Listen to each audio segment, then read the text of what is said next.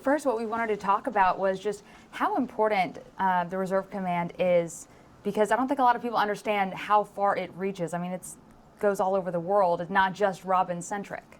It certainly does. And the Air Force Reserve and our Reserve Citizen Airmen have a long history of deep involvement in the greater Air Force, if you would. Back in Korea, in the 50s, we had 147,000 Reserve Citizen Airmen get deployed and mobilized and went off to that war and participated. We've gone through the 60s, 70s, 80s, and it's been up and down, but the participation and our relativeness throughout the force has been quite involved, if you would. So we represent about 14% of the force for about 4% of the cost, and we do it relatively cheaply, but we're also trained to the same standards as active duty. So within 72 hours we can be anywhere in the world, and we are. Today or any given day here lately, and I say lately, the last 20 years or so, we've had about anywhere from 5,000 to 7,000 reservists either on orders or mobilized around the world doing the business. So close to 10% at any given time. Wow. And can you talk about the relationship between the reserve units and the active duty units? Sure. We have a great relationship with. We work with all the major commands out there. There's 9 of them, and we have reservists doing every mission that the active duty does. So, and I used to say we have every mission except for the missile silos and the U-2s, but we have folks in those now as well. We also have 3 missions that the regular Air Force doesn't have. We have a spray mission with our C-130s. We have a fire mission where we drop retardant on fires out there.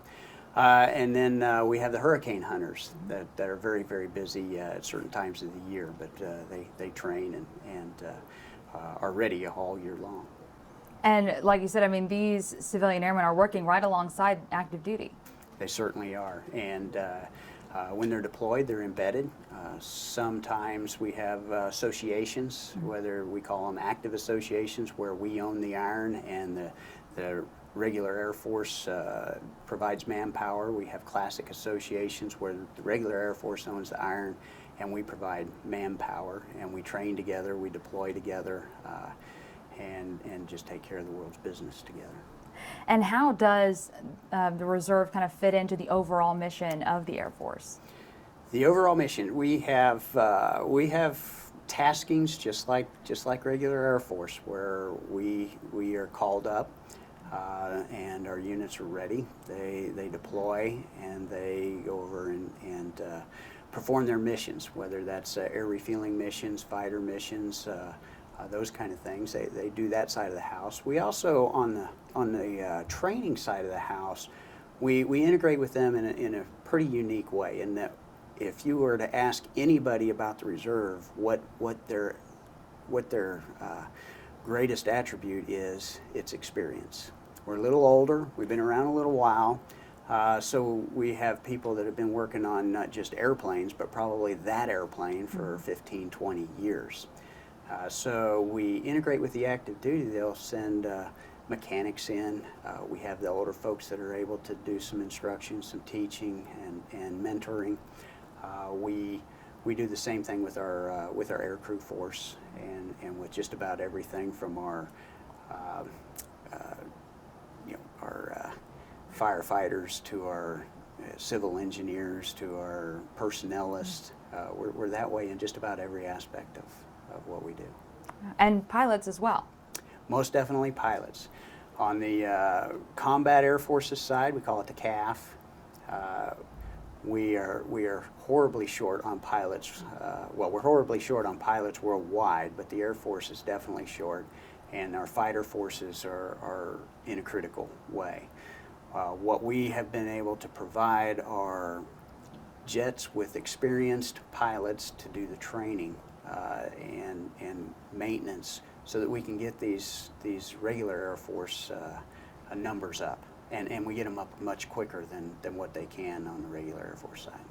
And why do you think that is that you're able to do that? Availability of the airplanes, number one, with good maintenance, availability of the airplanes, plus the fact that our pilot force is very, very experienced. And on a wide variety of planes as well, and I think I was reading even 5th-gen aircraft. Right. The F-22s, the F-35s, soon to be the KC-46. Those are time-intensive airplanes. Their cockpits are hard to get, and we provide some capacity for the regular Air Force. And what are some of the benefits of being a reservist? So let me put it like this. There's a lot of opportunity out in the real world, we'll call it. The economy's good. The jobs for aircraft mechanics, for rated people, they're just out there and they're paying well. So we've had a bunch of retention initiatives, recruitment initiatives to include special salary rates, bonuses, incentives. But I'm going to tell you what brings people to us if they come off of active duty is the fact that they miss the camaraderie. We all join the Air Force for our personal reasons. But mostly those reasons are self-centered. We want to better our station in life. But pretty quickly after you join the Air Force, you figure out that it's something bigger than yourself. It's something that you can be proud to be part of. It's protecting life, liberty, and the pursuit of happiness, and it becomes really clear. And then people stay. They love the Air Force because of the people. The people that come in there think that way, are motivated towards that mission of protecting the country, and they want to be around that. So people, even with high mobility rates, high ops tempo, they want to stay part of that because it's bigger than themselves, and they love the people. And I think something that other people don't understand about these civilian airmen in the reserves, I mean, they're volunteers. They have other jobs and other lives. They certainly do. And quite frankly, I've only been on the military side. I haven't had a civilian job, and then the military job, I was an Air Reserve technician. So my civilian job was the same as my military job. So I really admire the folks that can do this. They have to keep their civilian employer happy. They have to keep their spouse happy, and they have to keep the military supervisor happy as well. And we have a saying: as long as they're unhappy at the same rate, then we're probably doing pretty well. But you get something, you get some benefits with that. We get the benefit of their civilian experience, their work experience, that we can utilize. And on the civilian side, they take the leadership aspects and the camaraderie aspects into their civilian jobs. So it's a pretty good symbiotic relationship. And how do those civilian airmen kind of fit in with the overall reserve mission? So certainly we capitalize on their civilian experience, whether they're pilots or whether they're aircraft mechanics, whether they're firefighters, lawyers, doctors. We pull them in, and we use those experiences to our benefit. We even capitalize on reducing our training costs in certain areas. We bring in folks that have cyber degrees and computer degrees. We can bring them in at a higher level because they've already been trained, so we don't have to do that training, and we don't incur some of those costs. I know on the military side it's probably easier to bring people in because, like you said, they miss the military and that camaraderie. On the civilian side, what is it like recruiting, with the economy so good, they have other jobs and other opportunities. How do you continue to bring them in? Talking about the military side or our reserve technicians and our civilians? Yes, there are many opportunities out there for them.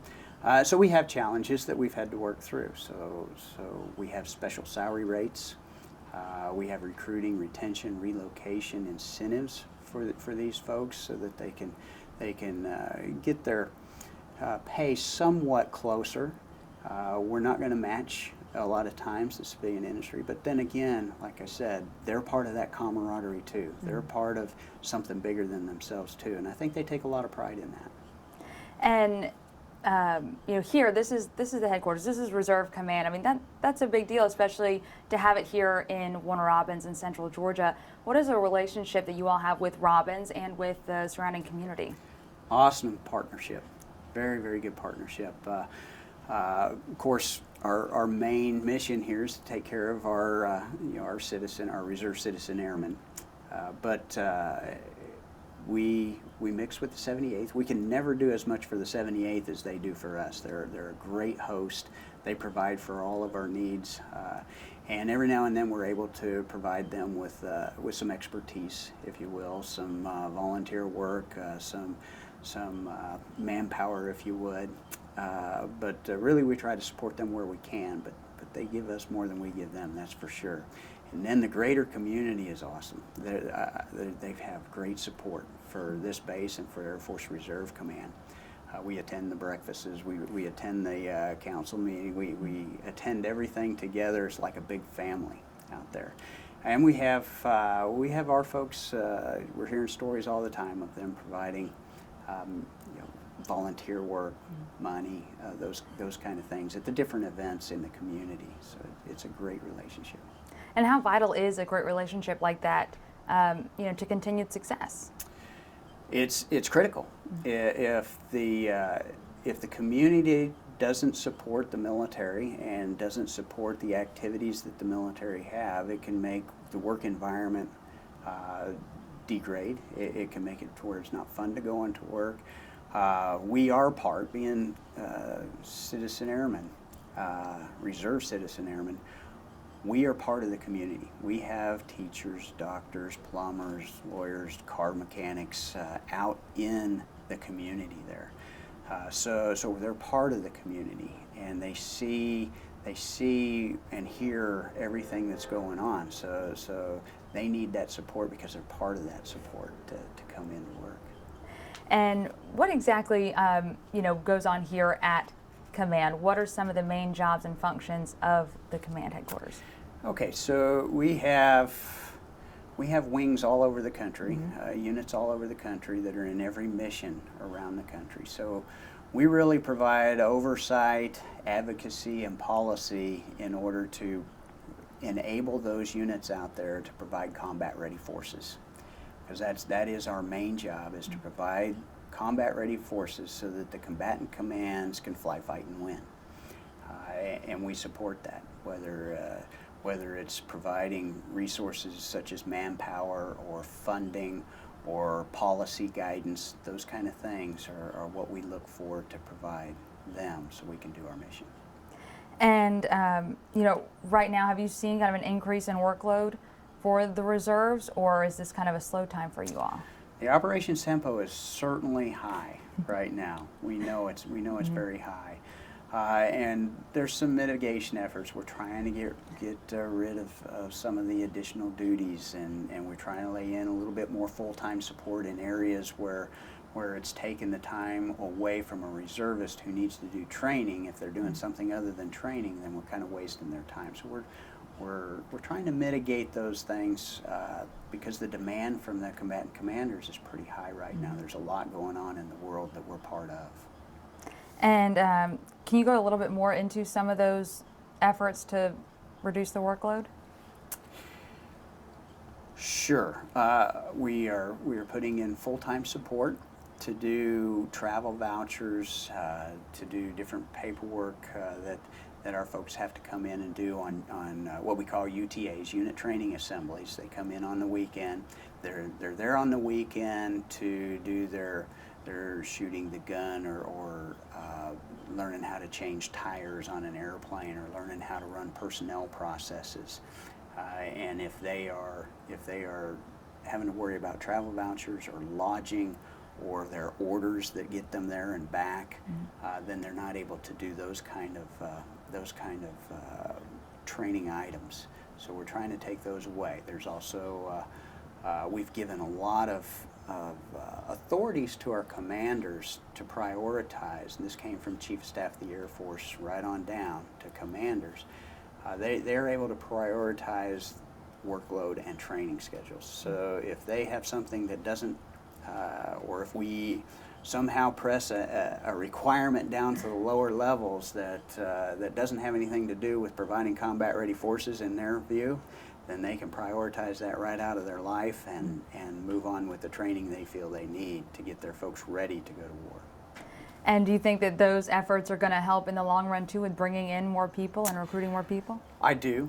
I think that they started a couple years ago. Our overall manning on our pilot side is around 86% now, so we're looking better. On our traditional reserve side, it's higher than on our full-time support side. But some of those initiatives that we've put in, we've seen our full-time support go from the 65% up to the 76% over the last year. So we've seen some effects of these mitigation efforts.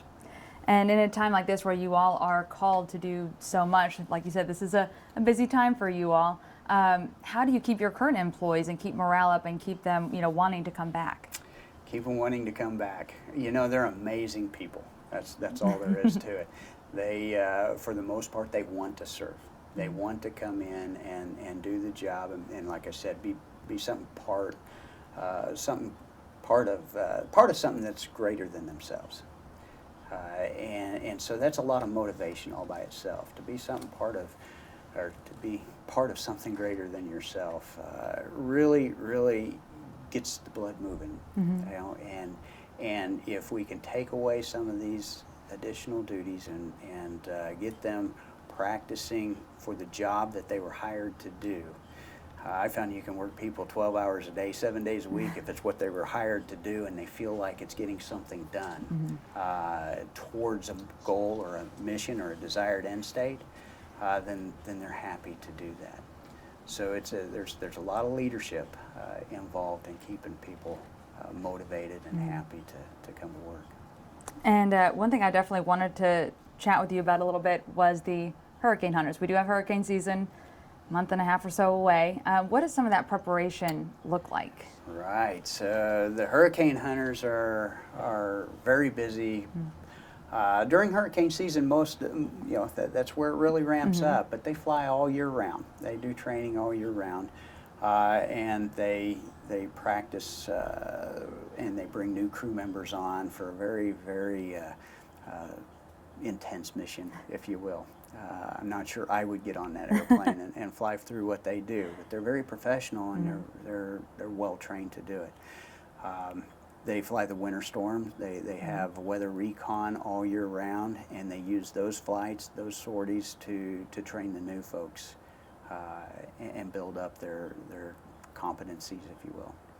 And you all are the only major command that has those? We are the only entity in the Air Force that has the hurricane hunters, and they do a wonderful job. And why is that under reserves? That's a good question. Not sure. Because you're so good at your job. That's right. I'm not sure. I actually, if I would attribute it to anything, I would say that we have the experience. We have the longevity. We're not going to run people into that very specialized mission that takes super skill sets for a couple years and then move them on. They're going to come into that mission. They're going to stay 10, 15, 20, 25 years at a time and be very good at what they do in that time frame. And are they doing anything right now to prepare for the upcoming hurricane season? They are. They okay. So I'll point. International Preparedness Tour. International Preparedness Tour. The hat and the chat. Caribbean. Yeah. So they're in the Caribbean right Okay. now in the hat and the chat, an international tour to get their folks ready to understand the areas that they're going to fly in, to get more acquainted with those, to be more ready when the hurricanes hit. And just want to go kind of full circle and go back a little bit to reserve as a whole. Some of the differences that people might not understand who have never been on the base, who really aren't affiliated with military, the difference between reserves and active duty. Well, the biggest difference is most of them have another job. Most of them have jobs in the civilian sector, doing the things that you do out there. They're the auto mechanics, the teachers, the lawyers, the doctors, the pilots, and they have that job full time. And then we ask them to put in at least 2 days a month and 2 weeks out of the year to train up to do something in the reserve. But I'm going to tell you, with the operations tempo right now, there's very few reservists out there that, even though they have a full-time job, they come in and they put in anywhere from 5 to 8 days a month with the reserve. So they keep a very busy schedule. They have to coordinate it, and like I said, they have to keep the spouse happy as well. Happy wife, happy life. Right. And so, but I mean, it's not like the reserves are just kind of the backup to the active duty. I mean, they are together. That's right. We're full up partners. We're in every mission they are. We do things with the regular Air Force and without their regular Air Force, depending on what the mission set is, where we're deployed, how many folks have to deploy. We're all over the world doing that business. And trained to the same standard. Trained to the exact same standard. We can we use their tables, their training tables to train our folks with, and we can be out the door usually within hours, but a maximum of around 72 hours. We can be anywhere in the world.